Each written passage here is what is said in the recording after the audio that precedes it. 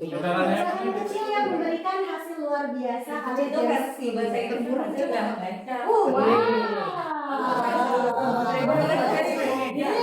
Aku baca yang versi bahasa Indonesia ya, guys. Bahasa Inggris. Karena bahasa Inggris itu bahasanya agak aneh. Dia yang paling beautiful. Lanjut. Pakai kol-kol harus.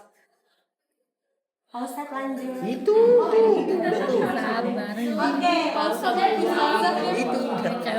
ringkasannya, ringkasan ini akhir ya, berarti abis ini udah.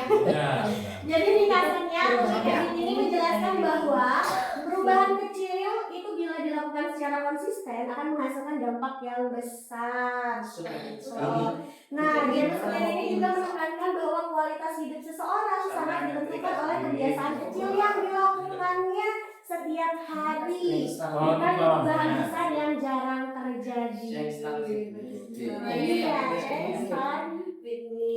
Nah, ini ya ada kutipan dari James Clear. Mungkin Azan mau membaca. Tujuan memang penting. Ya, jadi begini. Jadi sedikit flashback. Ini terinspirasi dari kisah diri penulis itu sendiri. Jadi di mana penulis itu dulunya waktu SMA adalah pemain basket andalan sekolahnya, gitu ya. Kemudian dia kecelakaan dan harus koma selama beberapa bulan dan vakum di dunia basket. Dia langsung drop, dia langsung down, tapi dia tetap berpikir positif bahwa di masa depan dia harus menjadi pemain basket profesional. Akhirnya dia melakukan perubahan-perubahan kecil dari yang sebelumnya dia nggak pernah angkat beban gitu ya ketika olahraga. Dia jadi sedikit demi sedikit angkat beban, mulai mungkin dari 2 kilo tambah setengah gitu sampai akhirnya dia berhasil mencapai intinya, yaitu menjadi pebasket profesional. Lanjut Pak Ustadz. Lalu apa aja kunci dari buku ini yang membuat perubahan kecil itu menjadi hasil yang besar di kemudian hari gitu ya. Nah, ada 4 hukum perubahan perilaku yang ditulis oleh James Clear ini gitu. Jadi ada 4 langkah, sebelum 4 hukum ini ada 4 langkah. Yang pertama membuat pemicu dimulainya perilaku perubahan tersebut gitu. Misal saya pengen diet gitu kan, misal di diri aku sendiri ya pengalaman. Nah dulu tuh pernah ada yang ngomong nih, kok gemuk banget sih gitu. Terus akhirnya down. Mulutnya siapa itu? Parah banget. Semok. Nah terus dari situ akhirnya jadi pemicu untuk diet gitu. Nah itu kita temukan dulu pemicunya, mulai dari apa, refleksi diri misalnya gitu. Jadi kita filter mana yang baik dan mana yang buruk di hidup kita gitu. Kemudian yang kedua, craving, keinginan, ada motivasi gitu untuk melakukan kebiasaan tersebut. Ketika kita sudah menemukan pemicunya gitu, lalu kita memunculkan motivasi untuk melakukan kebiasaannya. Lalu yang ketiga, ada tindakan yang dilakukan. Cuma dong kalau misalkan kita pengen doang, motivasinya ada, pemicunya ada, tapi nggak ada do-nya, nggak ada action-nya gitu ya. Jadi sama aja ondo gitu. Terus yang terakhir ada reward, ada hadiah. Sekecil apapun usaha yang kita lakukan untuk menjadi pribadi yang lebih baik, itu harus ada reward untuk diri kita sendiri. Biar apa? Biar kita akan terus melakukannya dengan secara konsisten gitu dan semangat. Nah, berikutnya dari 4 langkah ini ada 4 hukum perubahan perilaku yang membuat perilaku tersebut jadi lebih konsisten lagi. Yang pertama, make it obvious, kemudian make it attractive, make it easy, dan make it satisfying. Nah, nanti ini akan dijelaskan secara singkat per langkahnya, per hukumnya. Next Pak Ustadz. Oke. Nah, jadi ada beberapa langkah yang bisa kita lakukan agar kebiasaan tersebut tercapai gitu ya. Yang pertama, make it obvious, buat perilaku tersebut disadari oleh kita gitu.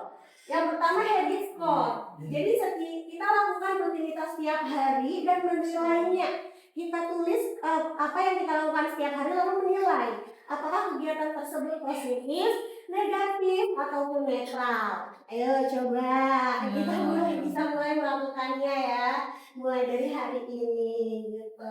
Kemudian yang kedua habit stacking, yaitu menumpuk kebiasaan baru di atas kebiasaan lama. Misal aku sering nih di sini contohnya, setelah saya menyeduh kopi karena itu kebiasaan yang rutin dilakukan setiap hari, lalu ditambah dengan kebiasaan baru, saya akan membaca satu halaman buku gitu. Kemudian yang ketiga, menciptakan self environment control, di mana kita bisa mengontrol lingkungan kita gitu. Kita yang mengontrol lingkungan, bukan lingkungan yang mengontrol kita. Jadi dengan cara membuat kebiasaan baik lebih terlihat, bukannya jadi kayak sombong, pengen dilihat perubahan baiknya, bukan ke arah situ gitu. Nah, kemudian menyederhanakan lingkungan kerja dan rumah. Seringkali ketika kita terlalu banyak berinteraksi, misalkan terlalu ekstrovert dengan banyak orang, semua semua diikutin kegiatannya, jadi kita tidak fokus dengan diri kita sendiri, dan secara tidak langsung itu bisa saja nantinya akan membuat diri kita terbawa arus dengan lingkungan gitu. Jadi kita harus memfilter. Kemudian yang ketiga, memisahkan zona ruangan berdasarkan fungsi. Misal, kalau misalkan sebelumnya kita sering belajar di kamar sampai akhirnya belajarnya nggak fokus dan ketiduran, ya berarti itu kita tidak memfungsikan ruangan atau ruangan berdasarkan fungsinya gitu. Jadi harusnya ya kamar dipakai buat tidur, makan di tempat makan, belajar di meja belajar gitu. Nah itu akan membuat perubahan menjadi kebiasaan ini. Intinya adalah kendalikan lingkungan, karena kebiasaan buruk nantinya akan otomatis menurun. Lanjut Pak Ustaz. Kemudian yang kedua itu ada make it attractive, di mana kebiasaan menjadi menarik jika kita mengaitkannya dengan sesuatu yang menyenangkan. Yang pertama itu menggabungkan aktivitas yang wajib dengan aktivitas yang kita suka. Kayak tadi, aku suka ngopi nih misalkan gitu. Nah, karena aku suka ngopi, tambahin aktivitas baru yang menjadi kebiasaan baik gitu. Kemudian yang kedua, peran keluarga, teman dan idola. Misal aku mengidolakan Bu Ayu dan Bu Bella misalkan, karena bisa 10K lari gitu kan. Nah, jadi bisa kita ikuti kebiasaan tersebut. Bisa. Batu bukan bayu. Batu kali saya aja lagi satu. Oh iya batu. 1 kilo iya. Batu maksudnya. Nanti gue jangan ngapain. Ya. Kemudian yang ketiga, fokus pada mengubah sudut pandang gitu. Jadi daripada alih-alih kita saya harus olahraga atau saya harus baca buku, ubah jadi saya ada kesempatan nih buat menjadi lebih sehat, atau saya ada kesempatan untuk menambah wawasan seperti itu.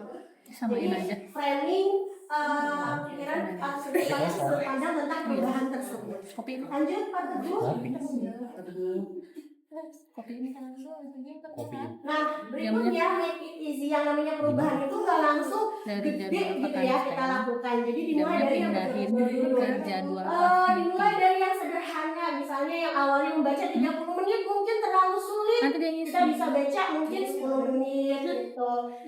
Seringkali saya bilang ke anak-anak, coba kalau misalkan kalian belajar itu terlalu membosankan menurut kalian gitu misalnya, ketika di rumah boleh kalian coba strategi yang dipakai oleh Sandi gitu ya, karena mereka tuh belajar 30 menit pertama, kemudian istirahat 5 menit, nanti belajar lagi 30 menit, istirahat lagi 5 menit. Oke, berikutnya Oke.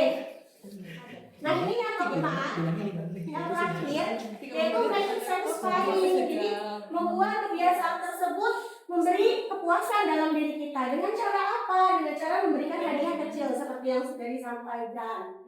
Gitu. Jadi dengan adanya hadiah kecil reward itu akan memberikan kepuasan dalam diri kita. Wah, udah berhasil nih gitu. Besok dilanjutin lagi biar dapat reward lagi. Sedikit kayak behavioristik ya Miss ya. Yang paling minum kopi katanya hadiah. Sedikit behavioristik tapi ini masih berguna gitu ternyata. Kemudian bagaimana jika masih sulit mempertahankan kebiasaan baikmu? Yang pertama, gunakan habit tracker itu untuk memantau konsistensi. Yang kedua, temukan accountability partner, karena biasanya dengan adanya teman komunitas ataupun pelatih itu meningkatkan rasa tanggung jawab dalam diri kita gitu. Atau mungkin partner hidup gitu ya, dijadikan partner hidup gitu ya, dijadikan tracker kita gitu. Itu yang mengingatkan. Lanjut terakhir. Jadi kesimpulannya apa dari buku ini? Yang pertama, perubahan besar berasal dari akumulasi kebiasaan kecil yang kita lakukan rutin setiap hari. Kemudian yang kedua, yang namanya hasil itu hanyalah refleksi dari sistem yang kita jalankan. Jadi jangan fokus pada hasil, tapi fokus pada proses yang kita lakukan setiap hari. Lalu yang terakhir, kebiasaan adalah investasi jangka panjang dalam identitas dan kualitas hidup kita. Terakhir ada quote of the day. Paulutan. Nah, every action you take is a vote for the person you wish to become. Setiap tindakan adalah suara yang menentukan siapa dirimu di masa depan. Baik, itu hasilnya dari buku ini. Terima kasih atas waktunya. Wassalamualaikum warahmatullahi wabarakatuh.